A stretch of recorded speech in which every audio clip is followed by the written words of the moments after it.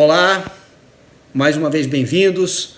Nós vamos dar prosseguimento aos nossos estudos em segurança contra incêndio e o tema do vídeo de hoje são as medidas de segurança contra incêndio de acordo com o Regulamento de Segurança contra Incêndio das Edificações e Áreas de Risco.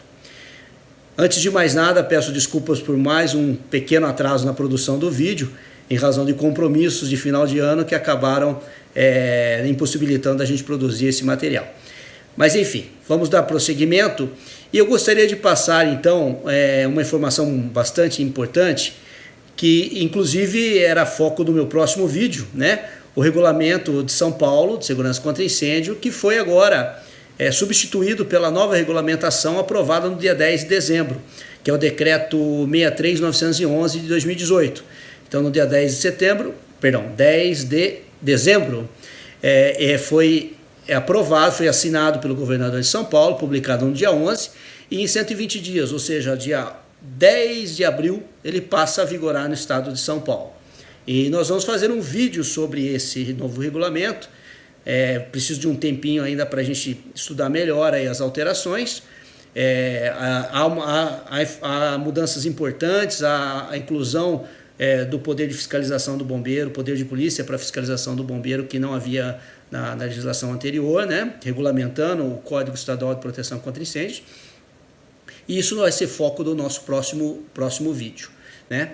Então nós vamos falar hoje sobre cada uma das medidas de segurança contra incêndio. A ressalva que eu faço é o seguinte: nós não vamos entrar em detalhes, porque são muitas medidas de segurança contra incêndio e não haveria, seria um vídeo muito longo para a gente fazer logo de cara. Até porque nossa intenção é justamente abordar cada uma dessas medidas dentro das respectivas instruções técnicas, no contexto do decreto, né, estadual, e falar detalhadamente de cada uma. Nós vamos dar uma pincelada, né, entre aspas, aí, em cada uma dessas medidas, falar algumas coisas que a gente julga importante ressaltar e ilustrar, né, cada uma dessas medidas. Então, nós vamos fazer uma a uma aí. Então, mais uma vez, vamos acompanhar aí. Se quem gostar, por favor, divulgue o vídeo, compartilhe nas redes sociais. Se não se inscreveu ainda, se inscreva no canal, clica no sininho para ser avisado aí, que a intenção nossa é divulgar conhecimento, né? Propagar conhecimento na área de segurança contra incêndio, qualquer que seja o nível, né? Desde o nível superior, técnico, onde for, a gente conversar sobre isso, divulgar mais informação para que a gente possa estar preparado para atuar na área ou conhecer, né? Mesmo como curioso, né, do assunto, conhecer um pouco mais sobre isso daí. Mais uma vez ressalto, meus vídeos não esgotam o assunto, são curtos demais para poder esgotar algum assunto, né? Até porque só é possível mediante um curso regular, a gente estudar mais profundamente, mas o objetivo é dar um material ilustrativo para a gente complementar as aulas, quem participa de aulas, né? Ou dar uma noção melhor para quem gosta do assunto, ok? Então vamos lá. Antes da gente falar das medidas de segurança contra incêndio, nós vamos falar cerca de 19 delas aí.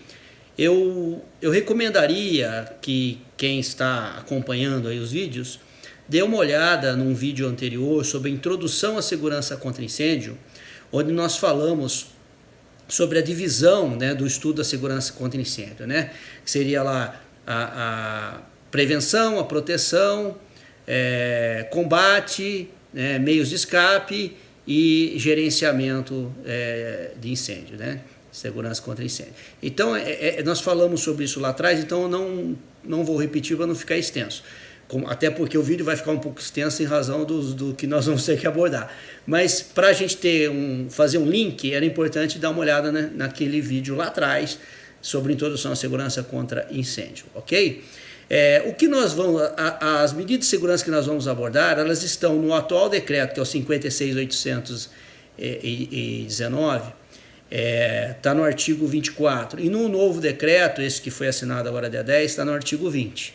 Então nós vamos começar falando das três recorrências, ou seja, as primeiras três são aquelas que são exigidas para quase todos os casos, para praticamente todas as situações, né? As outras são acrescentadas na medida que a alteração de porte de risco das edificações, né? Então vamos falar primeiro de saídas de emergência, depois nós vamos falar de extintores e sinalização, ok? Vamos falar então da mais importante das medidas de segurança, na minha concepção, que são as saídas de emergência. Essa medida de segurança na concepção de um projeto é extremamente importante porque ela garante a preservação da integridade das pessoas e a sua saída em segurança dessas edificações, né? Nesse aspecto, o trabalho do arquiteto é muito importante na concepção do projeto, porque justamente ele que vai lidar com espaços, com larguras, né, dimensionamento de espaços. Então, ele precisa estar atento aos componentes das saídas de emergência. Quais são eles? Então, são os acessos, né, os corredores de acessos, as rotas horizontais, as portas, né, dimensionamento de portas de saída, as escadas de segurança, rampas, em alguns casos são necessárias rampas, as áreas de descarga e também, em alguns casos, um pouco mais raros, né, os elevadores de emergência. Inclusive, nas figuras que eu estou apresentando durante esse item, a gente vai observar aí, então, todas essas que eu falei, portas, inclusive uma porta aí com barra antipânico, né, que é aquela barra horizontal onde você apoia para empurrar a porta com mais facilidade para abertura para o lado, para os sentidos de fuga. Obviamente, né, tudo isso tem um contexto que é abordado na instrução técnica número 11, né? E essa instrução técnica nós vamos falar em uma aula específica, né, num vídeo específico, que nós vamos abordar os principais pontos dessa norma. Aqui nós estamos dando, como eu falei, uma pincelada. Então vocês vão ver aí uma figura de uma rampa, da escada, no caso aí uma escada à prova de fumaça, nesse exemplo que eu estou mostrando aí, inclusive com um elevador de emergência na antecâmara, né? Depois eu vou falar mais especificamente sobre isso, a porta de emergência, né? E as áreas de acesso e descarga, né? Todas essas áreas elas são dimensionadas em projeto para que durante a construção já estejam ali previstas todas as medidas exigidas em norma. Tá ok? Tá ok? Então, essa é a principal. Todos os casos, todas as situações de regularização, vai ser exigido a saída de emergência, né? Evidentemente, em áreas de risco, que são a céu aberto, não há essa preocupação com corredores e tal, mas há preocupação com acessos para viaturas, por exemplo, né? E para resgate de pessoas feridas, mas não necessariamente corredores de portas, né? Mas no caso de edificações, estão aí bem detalhadas na instrução técnica número 11. A segunda medida de segurança, que também é requerida para qualquer porte de edificação, são os extintores de incêndio, né? Os extintores de incêndio são previstos para princípios de incêndio. Isso é muito importante, porque muitas vezes as pessoas confundem equipamentos de combate a incêndio com o extintor, que é equipamento para combate ao princípio do incêndio. E por não saber a finalidade, elas acabam misturando as medidas de segurança, querendo compensar uma medida com outra que não tem a mesma finalidade. Então fique bem claro, extintores se prestam ao combate ao princípio de incêndio. Então eu vou mostrar aqui algumas figuras. Nós temos o extintor de CO2, né, o gás carbônico, que é utilizado principalmente para classe C, né, incêndios classe C, B e C, mas mais para classe C, em razão da pressão do jato. Temos aí o extintor de pó químico BC, que é para classe B e C. Temos o extintor de água pressurizada, né, para classe A. Nós temos o extintor de espuma mecânica para classe B, né, para classe A também, mas principalmente para classe B. E nós temos aí extintores para classes específicas, como a classe K, que é óleos e gorduras, e para metais pirofóricos, que é a classe D. Então nós temos aí, por exemplo, o extintor de cloreto de sódio. Ok? Então aí eu ilustro nessas figuras que vocês veem aí, e esses são os extintores. O dimensionamento, a quantidade, o tipo, tudo isso nós vamos ver na instrução técnica 21, que trata desse assunto oportunamente. Ok? Só para a gente ter então uma noção. A terceira medida de segurança que é obrigatória em todas as situações, é a sinalização, né? Então a sinalização, nós temos a sinalização básica, a de orientação e salvamento, a de equipamentos, a de alerta e de proibição. E temos também as sinalizações complementares. Então eu vou representar aqui uma de cada tipo, né, para que a gente tenha ideia, né? Então a de proibição, como o próprio nome diz, ela proíbe alguma ação naquela área em função do risco. O de alerta, o próprio nome diz também, alertar sobre uma determinada situação de risco.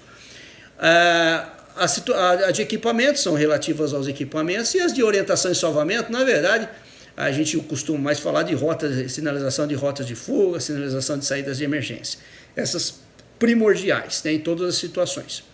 Então nós vamos ver aí. E a instrução técnica que trata de sinalização de emergência é a instrução técnica número 20.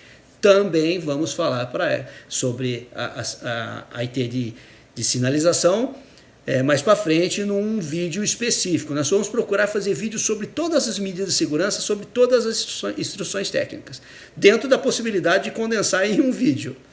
Ok? Então vamos agora às demais medidas que são acrescentadas na medida que você tem aumento de risco ou o do porte da edificação. Só uma complementaçãozinha que eu acabei passando batido ali, mas temos também o extintor de pó ABC, né? O ABC é aquele extintor que atende as 3 classes de incêndio, né? Um pó químico que atende as 3 classes, classe A, B e C. É esse extintor, inclusive, que nós temos nos carros. Hoje os extintores para veículos veiculares são ABC, né? Só para complementar aí, não ficar passar batido. Temos também outros extintores especiais que eu nem vou comentar agora, porque vai prolongar, aí a gente vai falar isso mais para frente no vídeo próprio. Bom, sobre acessos de viaturas, né? Acessos de viaturas de emergência. É uma das medidas de segurança que surgiu somente em 2001. Né? Já havíamos percebido a necessidade de promover o acesso das viaturas de emergência dentro de áreas, de condomínios principalmente, áreas fechadas, né? Delimitadas por muros, por cercas. Havia muita dificuldade porque as viaturas do Corpo de Bombeiros são viaturas pesadas, a maioria delas são viaturas pesadas, e viaturas que requerem aí uma largura e uma altura adequada para que a viatura acesse aquele espaço, né? Então condomínios muitas vezes tinham pórticos ou tinham portões estreitos que não permitiam que a viatura entrasse lá para efetuar um combate com o uso da bomba da própria viatura, ou até mesmo em alguns casos nem a própria viatura de salvamento conseguia adentrar os locais. Então, baseado nisso, nessa necessidade premente, né, foi editada a instrução técnica número 06, nós vamos falar sobre ela mais para frente também. Ela então criou no início algumas obrigações, depois passaram a ser recomendações, então mais uma obrigação básica a largura e a altura, né, disponível para a viatura acessar, por exemplo, um condomínio, né? Então são esses 4,5 metros por 4, que vocês vão ver nessa figura que eu vou apresentar aí para vocês, né? Então acesso de viaturas primordial, foi acrescentado até que recentemente, mas permanece desde então como uma exigência, né? E os acessos internos, né, as ruas internas, os retornos, né, eles são recomendações somente, mas são recomendações importantes, né? Se quiser ter lá uma segurança de melhor qualidade, né, melhor segurança, é importante que até as recomendações sejam observadas, como por exemplo a largura da via de 6 metros, né, os retornos em Y, em cul-de-sac, né? Então essas observações estão todas na IT 06. Outra medida de segurança exigível, evidentemente, como a gente fala, exigível em alguns casos, é a segurança estrutural. Do que se trata a segurança estrutural? É garantir que aquela edificação, de acordo com o porte, né, com a altura, a área construída, ela tenha um tempo de resistência ao fogo, né? Ela tenha um tempo requerido de resistência ao fogo. para que sobre a ação de um incêndio ela permaneça em pé, para que as pessoas pelo menos possam sair e o socorro externo, que é o Corpo de Bombeiros, possa atuar numa situação de incêndio. Então a segurança estrutural está ligado à resistência ao fogo dos elementos estruturais, né? Então quando nós falamos de elementos estruturais, vigas, pilares, né? As próprias lajes, terem as escadas, né? As estruturas de escadas, de rampas, né? Terem então um tempo de resistência ao fogo para que as pessoas possam sair e o bombeiro combater o fogo, né? Dentro desse contexto nós temos aí as estruturas de concreto, estruturas de madeira, estruturas de aço, né? Também não vamos entrar muito no mérito, só fazer uma observação importante, que é uma ressalva que eu acho que válida mesmo desde já, que é um cuidado especial com as estruturas de aço, né? As pessoas têm uma ideia inicial, né, que o aço não é tão, por não ser combustível, né, ele não teria tanto...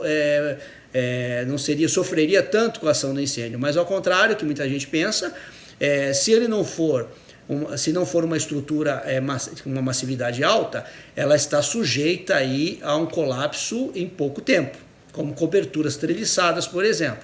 Por quê? Porque elas têm uma condutividade térmica alta e elas vão se movimentar, né? Se movimentar com a ação do calor. Então aquece, ela dilata, resfria, ela retrai. Então essa movimentação causa então uma desestabilidade, né? E aí a estrutura pode vir a colapsar. E às vezes, como eu vou mostrar nessa figura, é até irônico, né? Às vezes fala, pô, mas a madeira é combustível, né? Então sobre a ação do fogo ela é perigosa. Claro, ela vai sofrer com a ação do fogo, como o próprio concreto também sofre. Mas em algumas situações elas acabam tendo uma resistência maior, um tempo de resistência maior. E essa figura, essa foto é emblemática que eu vou colocar aqui, duas vigas de aço apoiadas de uma viga de madeira em uma situação de incêndio. Então veja, a madeira sustentando duas vigas que colapsaram de aço. Então é interessante, achei muito interessante essa foto, para dar uma ilustrada no cuidado que nós temos que ter, né, com as estruturas de aço. E para isso existem vários produtos que podem ser utilizados, o cálculo da própria massividade da peça, né, uma peça mais robusta, para dar tempo de resistência ao fogo, né? Então existem produtos que podem ser aplicados também, tanto para madeira quanto para a estrutura metálica, né? E no caso do concreto nós temos o revestimento também, que muitas vezes não são tão espessos assim e podem comprometer a armadura, porque a armadura é de ferro e ela vai movimentar se ela for exposta a alta temperatura. Então é tudo uma questão de estudo individualizado, cada caso é um caso. Então proteção estrutural é mais uma das medidas de segurança contra incêndio exigíveis para uma edificação. Continuando ainda falando sobre medidas de proteção passiva, por isso que eu pedi para ver o vídeo lá atrás, né? Proteção passiva, que elas são incorporadas à estrutura da edificação, à concepção da construção, né? Falamos de saídas de emergência, falamos de proteção estrutural. Nós temos também uma outra medida que é importantíssima. E essa está ligada, inclusive, a um assunto que também nós já falamos lá em teoria do fogo, que é a propagação de calor, que é um grande problema a ser solucionado em edificações, né? Então a propagação dentro da própria edificação, né, intra-edificação, que é uma medida de segurança que é chamada de compartimentação.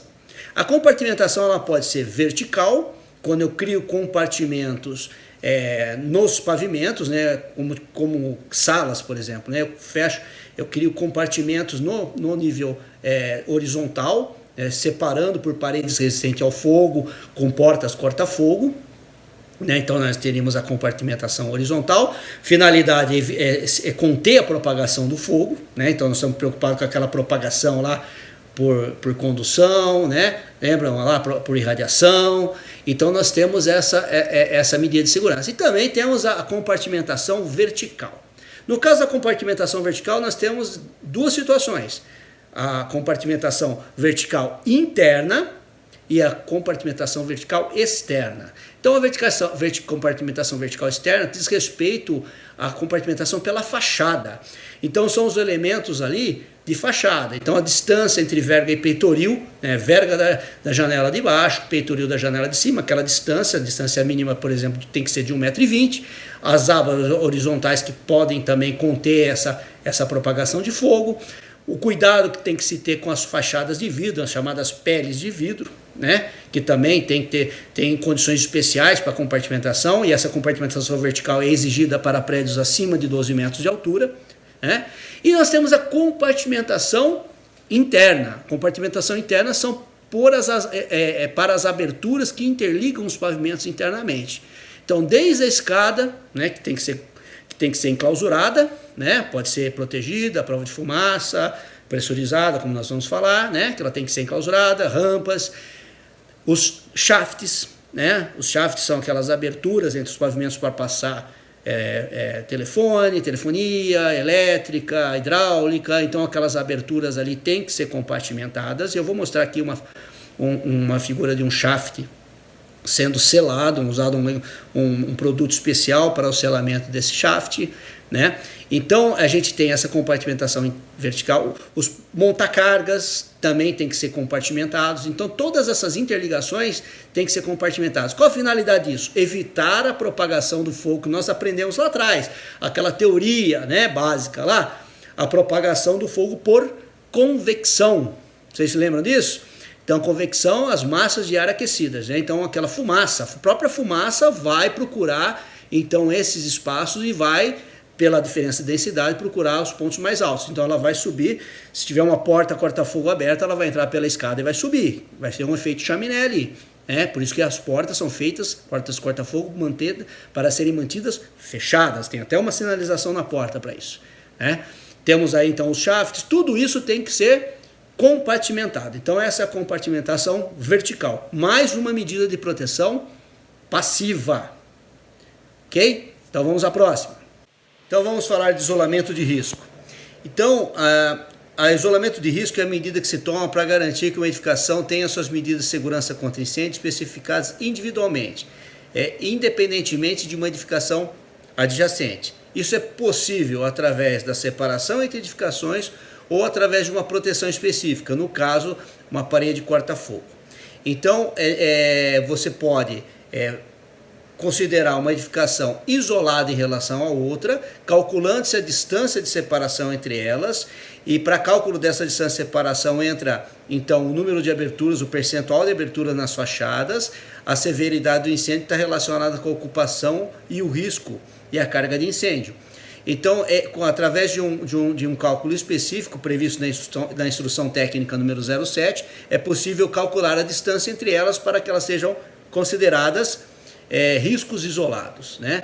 Então vejam que está ligado com aquela teoria que nós falamos sobre propagação de calor por irradiação. Então, quanto maior o percentual de abertura nas fachadas, mais eu vou ter que afastar de outra edificação para considerá-la isolada. Outra possibilidade para considerar isolada é construir uma parede corta-fogo.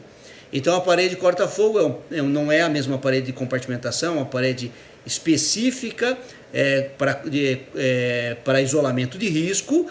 Não há aberturas, não há possibilidade de aberturas internas, ela tem que ser autoportante e ela tem que ter um tempo de resistência ao fogo, conforme diz na instrução técnica. E ela vai então isolar risco, diferentemente da parede de compartimentação, que só compartimenta a área, né? Então ela é uma outra possibilidade de isolamento de risco. Daí eu posso considerar as duas metades, as duas partes, vamos dizer assim, isoladas para fins das exigências contra incêndio. Então eu mostrei aí algumas imagens para a gente ter ideia do que é a separação de risco e do que é a proteção, a utilização da parede corta-fogo. Outra medida de proteção importante, também medida de proteção passiva. E essa não é exigida um pouco mais recentemente também, porque não podemos dizer que é antiga, né?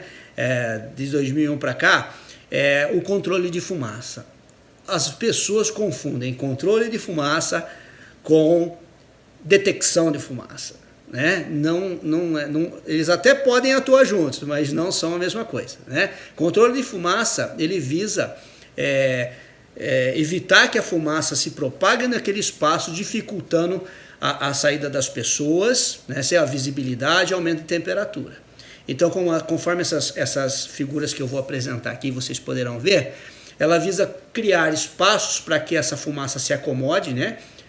Chamadas de áreas de acantonamento, e essa fumaça pode ser extraída de uma forma natural, uma extração natural, ou por uma extração mecânica, né? Então ela vai ser extraída desses espaços, dessas áreas de acantonamento. É um estudo complexo, é uma norma inclusive bastante complexa, exigem alguns cálculos relativamente complexos, muitas variáveis influenciam no dimensionamento, não é simples, ela exige bastante conhecimento para se projetar um sistema de controle de fumaça. Os equipamentos, eles são muito específicos, porque eles têm que resistir a alta temperatura, né? Então, o controle de fumaça, ele é importante por quê? Porque ele evita que a fumaça se espalhe no ambiente, e aí com isso dificulte a visibilidade, aumente a temperatura, né? E cause aí uma dificuldade das pessoas saírem e das equipes trabalharem, né? Inclusive o controle de fumaça, ele pode, quando é executado, né, quando previsto, aumentar as distâncias a percorrer previstos na norma de saídas de emergência. Então a instrução técnica que trata de controle de fumaça é a instrução técnica número 15, e ela tem várias partes aí. Muito complexo para a gente entrar em detalhes, a gente pode até falar mais para frente em um vídeo, mas é uma medida muito importante, e ela é utilizada principalmente em áreas que você tem aí, áreas de depósitos, principalmente, centros de distribuição. Nós temos aí essas exigências, shopping centers, onde as distâncias a percorrer são muito extensas. Outra medida de segurança contra incêndio muito importante que consta do Regulamento de Segurança contra Incêndio é o controle de materiais de acabamento e revestimento. Uma exigência bastante recente, também de 2000, começou a ser exigida em 2001. Ela trata daqueles materiais utilizados como acabamento e revestimento das edificações. Estão ligados então ao piso, às paredes divisórias e aos tetos ou forros. Ou seja, de acordo com a ocupação e risco, você pode utilizar um material classificado segundo os critérios de propagação de fogo e produção de fumaça contidos na instrução técnica número 10. Então a preocupação é que essa carga de incêndio incorporada na edificação seja controlada de tal forma que nós não tenhamos um risco adicional que facilite então a propagação do fogo naquele ambiente. Uma evidência disso até com relação àquele incêndio que aconteceu lá em Santa Maria, né, grave, aquela tragédia na Botkiss, que foi comentado na imprensa sobre a utilização de um forro inadequado para aquela edificação. Isso informações da imprensa, né? Não tem informações precisas sobre os laudos periciais. Mas, de qualquer forma, lá ou em qualquer lugar, principalmente em locais de reunião de público, há uma preocupação muito relevante, né, com esses tipos de materiais, né? Não se pode usar qualquer material. Não se pode utilizar um material que propague fogo com facilidade ou produza muita fumaça. Especialmente em locais chamados locais de reunião de público, que é o grupo F do decreto do Regulamento de Segurança contra Incêndio. Então, o apelidado utilizado aí a sigla CEMAR, né, Controle de Material de Acabamento e Revestimento, é uma das medidas de segurança contra incêndio exigíveis no atual regulamento.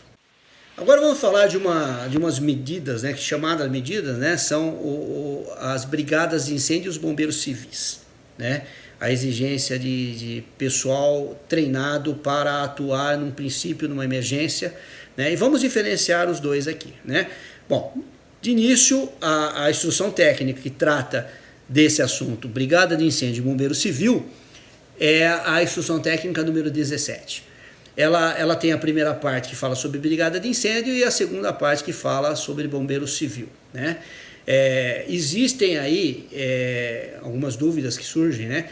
Se são a mesma coisa. Não, eles não são a mesma coisa. A brigada de incêndio é um grupo de funcionários da empresa, voluntários, né, que são treinados para atuar nas situações de abandono e de princípio de combate ao princípio de incêndio e o apoio eventual, né, na área fria à atuação do bombeiro profissional.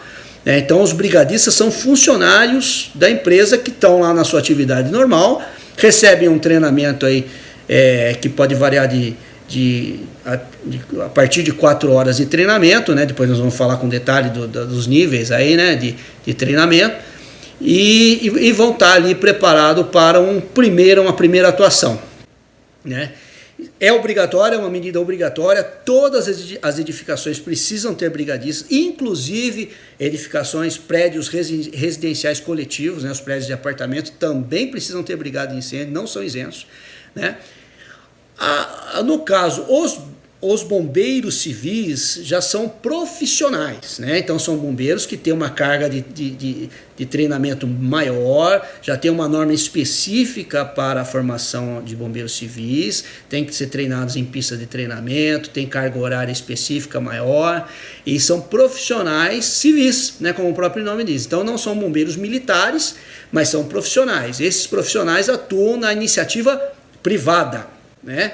Podendo até apoiar o bombeiro militar em certas situações, mas são bombeiros para a iniciativa privada, são contratados, pode ser contratados por um tempo determinado ou serem da própria empresa, contratados para trabalho em tempo integral. Então são profissionais da área de segurança contra incêndio para atuar na prevenção, inclusive, né, muito importante, na prevenção, não só nas ações de combate, né, mas na prevenção, fazendo as ações de manutenção ou de acompanhamento da manutenção, de reciclagem, de treinamento, de informação, de observação dos riscos, uma série de atividades que ele pode fazer como prevenção e também atuar numa situação de emergência, seja no princípio ou seja em apoio a equipes de bombeiros profissionais, militares, públicos, né? Então, bombeiros civis são extremamente importantes, é uma tendência no mundo, né? Então, no mundo inteiro nós temos bombeiros civis atuando, alguns são até voluntários para trabalhar no serviço na rua, né? Atendimento à população. Então, e apoiam, são muito importantes para o apoio dos bombeiros profissionais, no caso aqui de São Paulo, os bombeiros, os militares do Corpo de Bombeiros da Polícia Militar. Tá. Então, esses dois profissionais, né, um é profissional da empresa, trabalha na atividade fim da empresa, e o outro é profissional de bombeiro. Ok? Então, vamos lá. Outra medida exigível, né, para alguns casos, né, principalmente edificações de maior porte ou edificações até de pequeno porte com mais de 2 pavimentos, é a iluminação de emergência. A iluminação de emergência, ela pode ser dividida, ela tem 2 tipos, né? Nós temos a iluminação de emergência de aclaramento e nós temos a iluminação de emergência de balizamento. De aclaramento, né, ou de ambiente, como diz a norma, né, é aquela para que você possibilita identificar obstáculos na ausência da energia da concessionária, da luminária da concessionária, que é alimentada pela energia da concessionária. Então é para identificar obstáculos na rota de fuga, né, para você poder sair em segurança. E a iluminação de emergência de balizamento é aquela que fornece uma energia luminosa para que você possa identificar os símbolos, né, a simbologia de sinalização de emergência na ausência de uma luz natural, né? Então, são os pictogramas, né, aqueles desenhos que indicam as saídas, ou os textos mesmo de saída, são ressaltados pela iluminação das baterias, né, da bateria que está incorporada nesse sistema. Então, a iluminação de emergência pode ser centralizada ou pode ser autônoma. Então, eu apresento aqui nas figuras alguns tipos de luminárias aceitas, né, pelo bombeiro, inclusive o próprio gerador, motogerador pode ser aceito com algumas considerações importantes sobre tensão de funcionamento, mas nós temos aí luminárias de tipo projetores, né, com a imagem que eu mostro, né, hoje a maioria delas é de LED, nós temos as lumináriazinhas de LED sem projetores, né, que não são iluminação mais dispersiva, e nós temos até a iluminação com lâmpadas fluorescentes, né. Existem vários tipos de luminárias, várias marcas disponíveis. Existem, obviamente, alguns requisitos que estão na norma de saídas de emergência, na norma de iluminação de emergência, melhor dizendo. A instrução técnica que trata de iluminação de emergência é a IT 18. Na verdade, ela complementa uma norma da BNT, né? E ela traz ali todos os requisitos. Uma informação importante, quando se utilizar essas luminárias de tipo farolete, faróis, né? Tipo projetores, assim, faróis de milha, elas sempre devem ficar apontando para a saída de emergência, ou seja, pelas costas de quem está saindo, e não da saída de emergência para a pessoa que está procurando a saída, para que não ofusque a vista dela. E também não pode ser usado em escadas, para não causar sombreamento. Enfim, nós vamos falar sobre isso, vamos repetir isso daí lá, vamos falar mais detalhadamente de iluminação de emergência, mas é uma medida de segurança muito importante. Depois detalhes a gente fala mais para frente. Outra medida de segurança contra incêndio exigível, especificamente para edificações de acima de 750 metros quadrados, locais de reunião de público, é o sistema de alarme de incêndio. O sistema de alarme ele é composto por uma central, por acionadores manuais, normalmente aquele do tipo que abre o vidro, né? Eu vou mostrar aí dois tipos aí, né? Tem um que abre o vidro e o outro que você abaixa, puxa para baixo e ela trava, que são os mais comuns, né? E avisadores sonoros são as sirenes. Aí as sirenes nós temos de diversos tipos. Esse sistema ele visa avisar as pessoas de uma situação de emergência para que para que as pessoas possam deixar o ambiente o mais rápido possível numa situação de emergência. Esse sistema ele é normatizado pela Instrução Técnica número 19, que é uma complementação de uma norma da BNT. Vamos falar isso mais para frente também numa aula, num vídeo específico. O importante é a gente ressaltar, né, outra medida de segurança que também é comandada pela mesma central, que é o sistema de detecção de incêndio. A detecção de incêndio, que é outra medida, ela nem sempre quando nós temos obrigatoriedade de sistema de alarme, nós vamos precisar da detecção. Ela no caso das tabelas de exigências, ela é explícita. Os casos que eu tenho que ter alarme e detecção.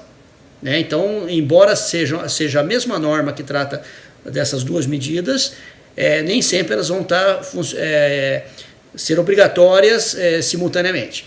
O sistema de detecção também é interligado à central de alarme, e ele pode ser dividido aí, então, detecção de incêndio, nós temos detecção de fumaça, detecção de temperatura e de chama. Claro que a escolha do tipo de detector depende de um estudo preliminar, né, de uma análise preliminar, para determinar o melhor, a detecção mais adequada para aquela situação.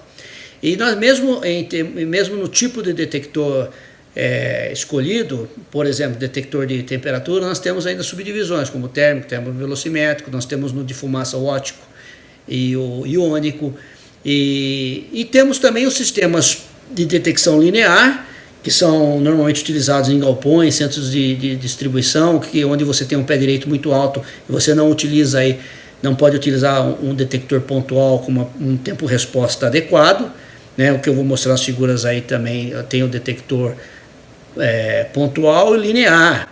E temos também ainda um mais sensível, né, que em alguns casos ele é necessário, principalmente onde tem um valor agregado muito alto, ou um ponto sensível, né, da edificação, que é o sistema por aspiração. Né? Então o ar é constantemente monitorado dentro daquele ambiente, passa por um sistema de aspiração, umas tubulações que captam o ar do ambiente e fica monitorando o tempo todo numa central, até que numa situação de emergência ele possa, no menor percentual lá de fumaça naquele ambiente, de gases resultantes da combustão, dar o sinal de uma situação de possível princípio de incêndio.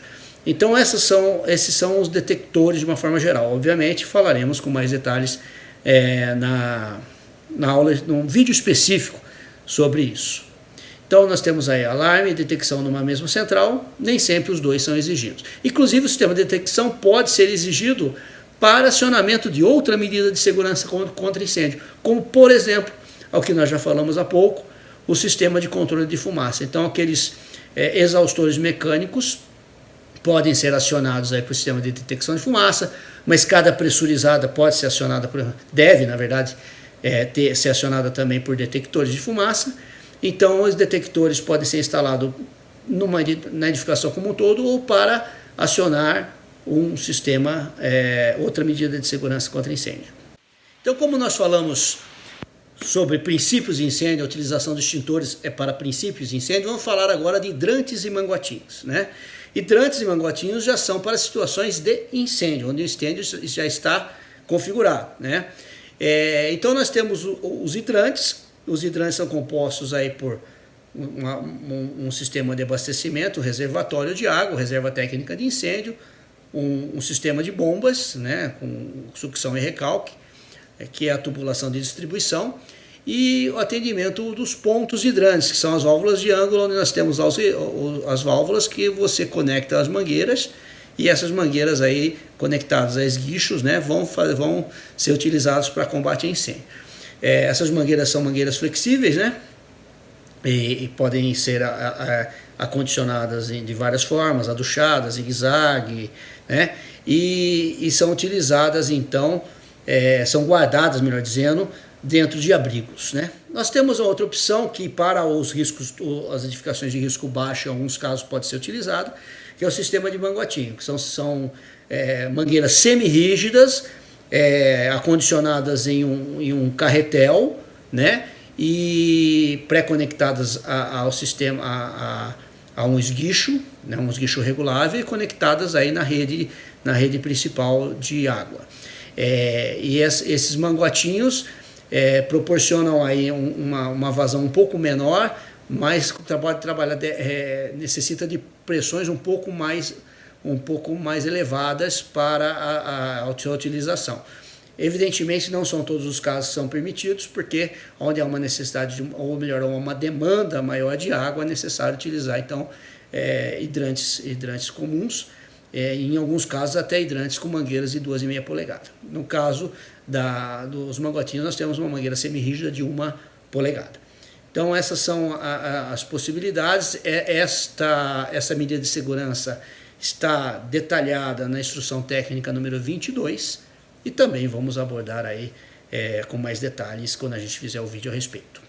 Outra medida muito eficaz que tem a finalidade de conter a propagação do fogo e que é exigida em alguns casos em razão da sua área de pavimento, quando não há possibilidade de compartimentação, e ele atua contendo a propagação do fogo, é o sistema de chuveiros automáticos, conhecido aí no meio dos instaladores e projetistas mais como sprinkler, mas a norma fala chuveiros automáticos, é o termo que a gente vai usar.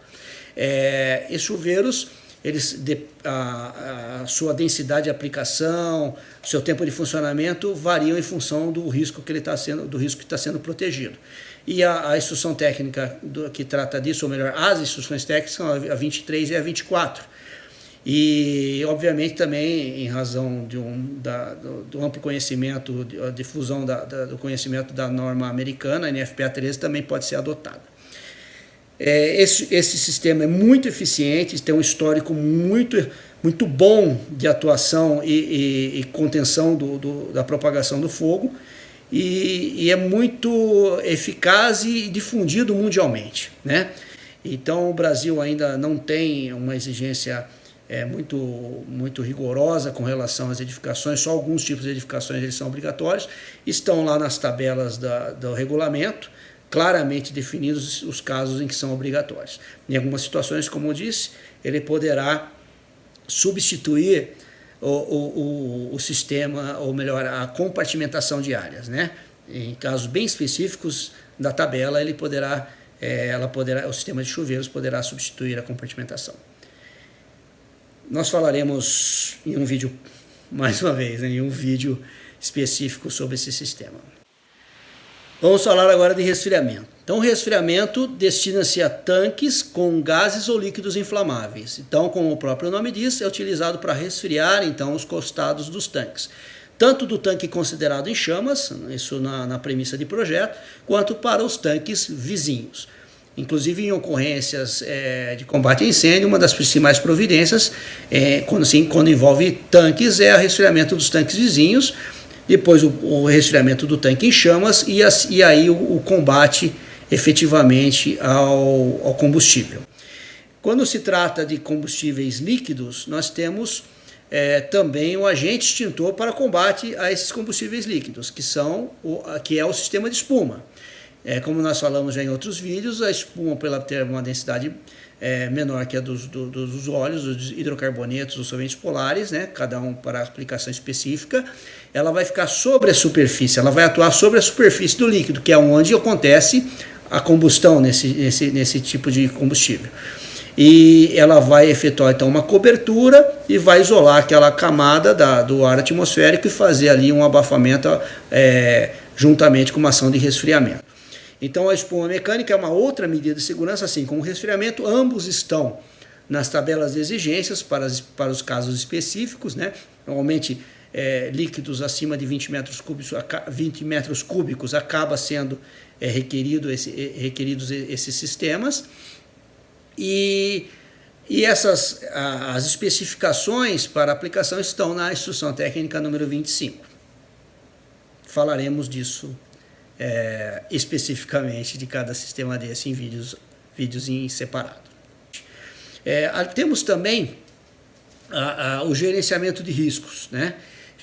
Gerenciamento de risco é todas aquelas medidas administrativas, procedimentos, planos de emergência voltados para a prevenção e até para o planejamento de ações de emergência.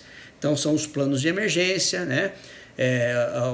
Os procedimentos de atuação que estão ligados então às atividades administrativas, principalmente da área de segurança das edificações e áreas de risco. Outra medida importante é a verificação das instalações elétricas. As estatísticas mostram que grande parte dos princípios de incêndio tiveram origem nas instalações elétricas, seja por sobrecarga, por curto-circuito, por má conservação. Esses incêndios tiveram origem nessas instalações. Por isso mesmo tem uma instrução técnica, que é a número 41, que trata de inspeção visual das instalações elétricas. Normalmente feita por um engenheiro eletricista, um técnico da área, um engenheiro civil.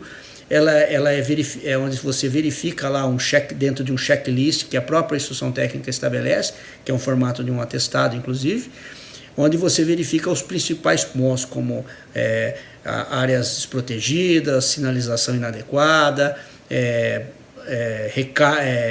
sobrecarga, né, em alguns circuitos. E aí você pode, com essa inspeção preliminar, eliminar riscos eminentes. Então, dentro desse contexto, nós falamos das principais medidas de segurança contra incêndio. Vamos futuramente falar especificamente daquelas mais importantes, com vídeos específicos, focando nas instruções técnicas, nos critérios e normas. Vamos tentar resumir para que o vídeo não fique muito longo. Por hoje é isso, né? Eu procurei, ao mesmo tempo que explicava, dando uma explanação bem concisa, passar algumas figuras, algumas ilustrações para que a gente tenha uma ideia mais visual do que nós estamos falando. Então eu agradeço mais uma vez a atenção de todos, convido-os a divulgar esse vídeo nas redes sociais e aproveito o momento para desejar a todos um Feliz Natal, um excelente 2019, não sei se nós faremos um vídeo antes da virada do ano ainda, talvez, né? Mas desde já fica aqui meus votos, e que seja um tempo de reflexão e que tudo aquilo de ruim que ficou do passado fique para trás e a partir de agora venham coisas boas para a gente, inclusive a união, né?